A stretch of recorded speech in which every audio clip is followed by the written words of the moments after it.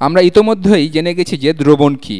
চলুন জানা যাক একটা অণুকে দ্রবণে দ্রবীভূত করতে আসলে কি লাগে। ধরি আমি শুরু করছি লবণ দিয়ে, আর আমি এখানে একটু ভিন্ন কথা বলবো, কারণ রসায়নে লবণ শব্দটা অনেক বেশি শুনতে পাবেন। দৈনন্দিন জীবনে লবণ মানে খাবার লবণ, যা খাবারকে নোনতা করে, বা সোডিয়াম ক্লোরাইড। এটা কিন্তু দৈনন্দিন খাবার হিসাবে এবং রসায়নের দৃষ্টিতে উভয় দিক থেকেই লবণ, যদিও রসায়ন খাবারের উপর এর প্রভাব নিয়ে চিন্তা করে না। রসায়ন একে লবণ বলছে কারণ এটা একটা নিউট্রাল যৌগ যা আয়ন দ্বারা তৈরি হয়েছে। আমরা জানি এটা তৈরি হবে সোডিয়াম থেকে। সোডিয়াম তার ভ্যালেন্স শেল থেকে একটা ইলেকট্রন হারাতে চায়, আর ক্লোরাইড ইলেকট্রনটা নিতে চায় এবং নিয়েও নেয়। তাই ক্লোরাইড নেগেটিভ আয়নে পরিণত হয় এবং সোডিয়াম হয় পজিটিভ আয়নে, এবং এরা পরস্পরের সাথে দৃঢ়ভাবে যুক্ত হয়, কারণ এটা পজিটিভ এবং এটা নেগেটিভ। এটা ওটার ইলেকট্রন নিয়ে নিয়েছে। অনেকটা এরকম যে আপনার বাসাটা অনেক ছোট, তাই আপনার কুকুরটাকে এমন কাউকে দিতে হবে কুকুর পালার জন্য যার বাসায় জায়গা আছে, এবং এখন আপনি সবসময় তার সাথে থাকবেন কারণ আপনার প্রিয় কুকুরটা তার কাছে আছে। আমি জানি না উদাহরণটা যথার্থ হলো কিনা, কিন্তু আশা করি আপনি ধারণাটা পেয়ে গেছেন।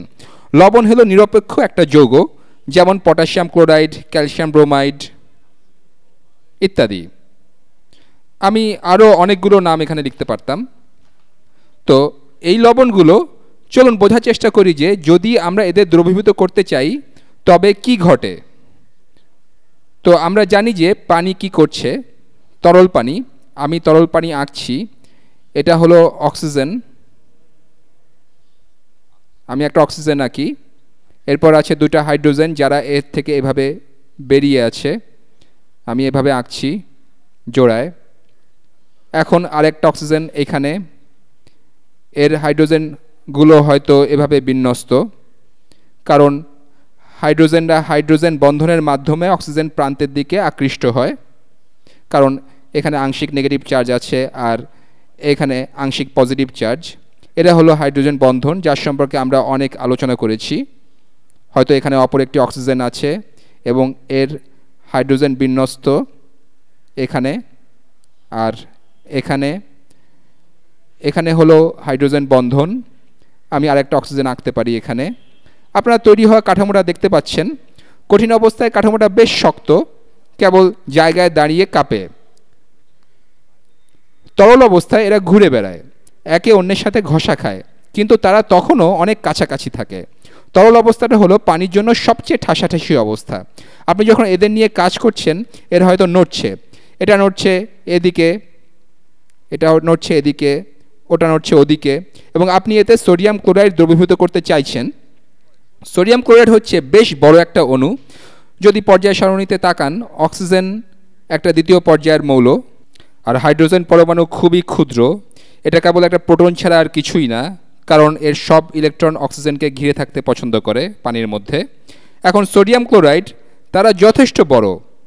আমি আণবিক আয়তনটা আর বলছি না, তাহলে এটা হবে সোডিয়াম।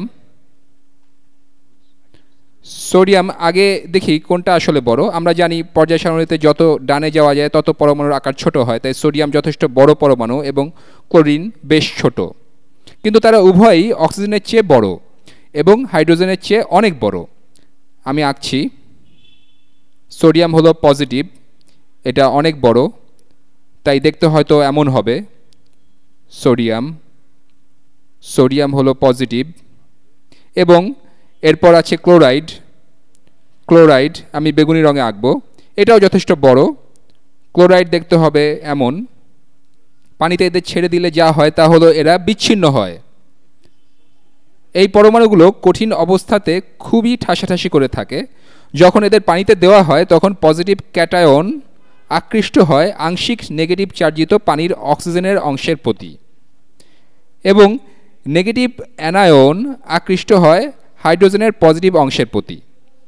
এখন উদাহরণস্বরূপ এই সোডিয়াম পরমাণুটাকে এর মাঝে বসাতে হলে একে এখানে ফিট করতে হবে।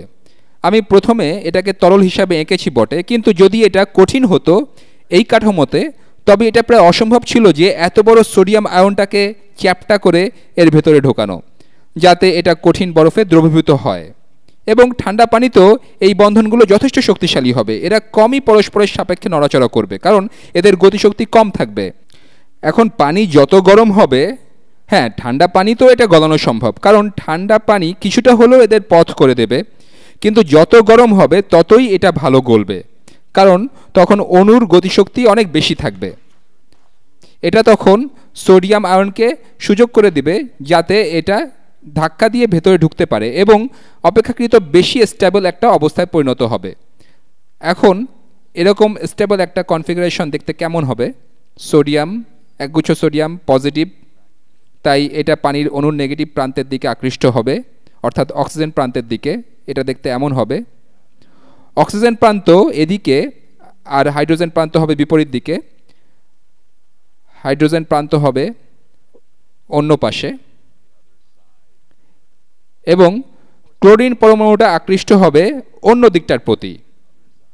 তাই ক্লোরিন পরমাণু হবে হয়তো এখানে, ক্লোরিন হয়তো এখানে থাকতে চাইবে। ক্লোরিন, আপনি যত বেশি সোডিয়াম ক্লোরাইড পানিতে দ্রবীভূত করতে চাইবেন তত আপনাকে তাপ দিতে হবে, যতটা বেশি সম্ভব, কারণ এটা এই বন্ধনগুলোকে ঝামেলা না করতে উদ্বুদ্ধ করে এবং এই বিশাল আয়নটাকে ভেতরে ঢুকে পড়তে সাহায্য করে। তো সাধারণভাবে যদি আপনি দ্রাব্যতা নিয়ে ভাবেন, সলিউবিলিটি, দ্রাব্যতা, পানিতে বা তরলে কোনো কিছু দ্রাব্যতা, বিশেষ করে একটা কঠিন দ্রব যেমন হলো সোডিয়াম ক্লোরাইড, একটা তরল দ্রাবকে দ্রাব্যতা নিয়ে ভাবেন, তাহলে যত বেশি তাপমাত্রা বাড়বে তত বেশি দ্রব তরলে দ্রবীভূত হবে বা আপনি দ্রাব্যতা বাড়াতে পারবেন, অর্থাৎ তাপমাত্রা বাড়লে দ্রাব্যতা বাড়ে। উদাহরণস্বরূপ, আপনি যদি কিছু খাবার লবণ নেন এবং পরীক্ষা করেন, এটা বিপজ্জনক কোনো পরীক্ষা হবে না এবং ব্যয়বহুলও নয়, কারণ লবণ যথেষ্ট সস্তা। গ্লাসের পানিতে লবণ ঢালতে থাকুন, এটা দ্রবীভূত হতে থাকবে। একটু নাড়ুন। আপনি ভাবতে পারেন নাড়ানোর ফলে আণবিক পর্যায়ে কী হয় যখন ঝাঁকানো হয়, কেন ঝাঁকালে বস্তু দ্রবীভূত হয়?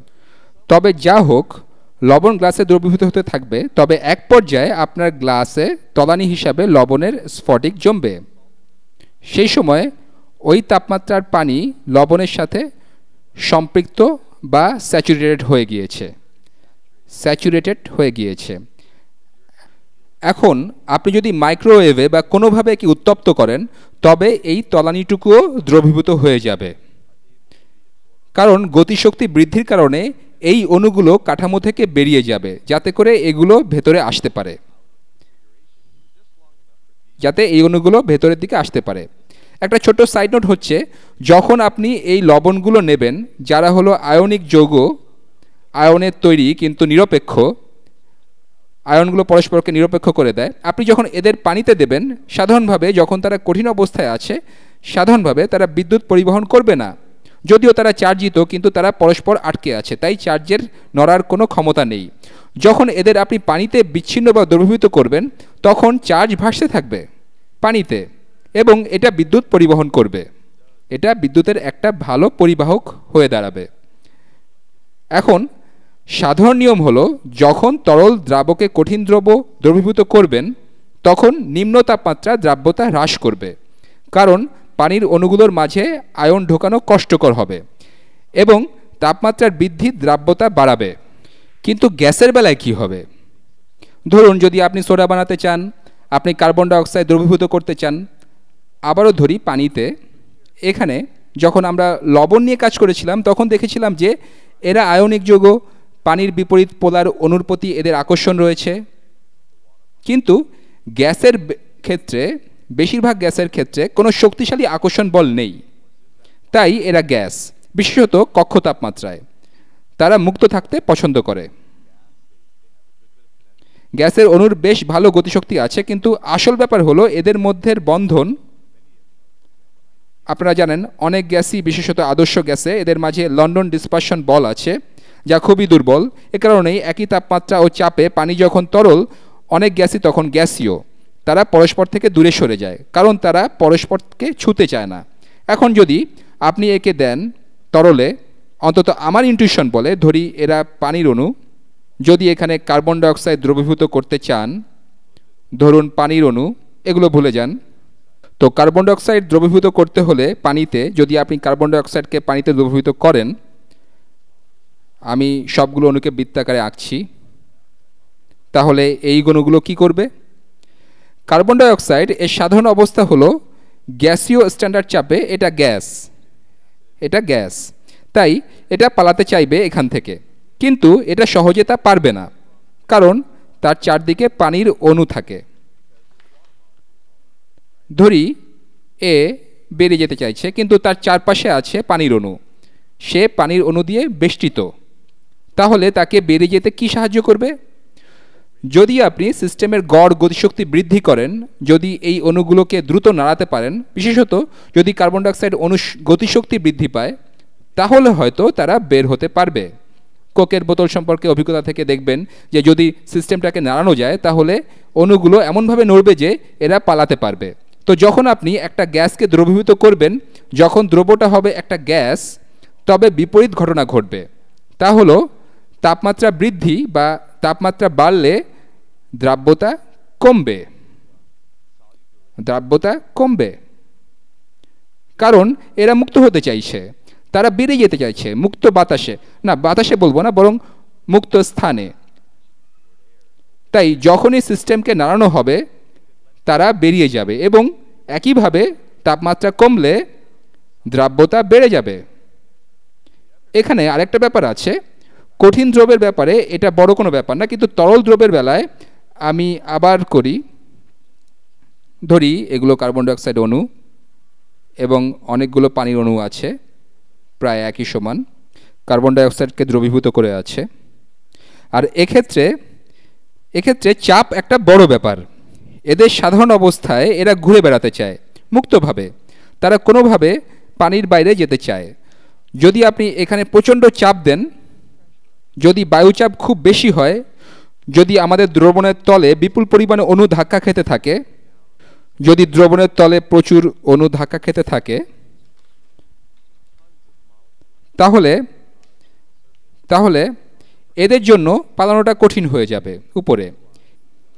এজন্য যখন চাপ বাড়বে তখন গ্যাসের দ্রাব্যতাও বাড়বে, সলিউবিলিটি বাড়বে, এবং এটা গ্যাসের ক্ষেত্রে। এই ব্যাপারটা ইন্টারেস্টিং যে যদি দ্রাব্যতার ব্যাপারে ভাবেন, তবে কঠিন দ্রব্য গ্যাসের বিপরীত কাজটা করবে। তাপমাত্রা কঠিন দ্রব্যের দ্রাব্যতার জন্য ভালো। আমি বলেছিলাম পানিতে যদি লবণ বা চিনি দেই, তাপমাত্রা বাড়ালে তা বেশি করে দ্রবীভূত হবে। অন্যদিকে গ্যাস হলো তার বিপরীত, আপনার ঠান্ডা দরকার হবে বেশি গ্যাস দ্রবীভূত করতে, অথবা আপনার চাপ দরকার হবে এর পালিয়ে যাওয়া রোধ করতে। যাই হোক, আশা করি এই ভিডিওটা আপনাদের কাজে লাগবে।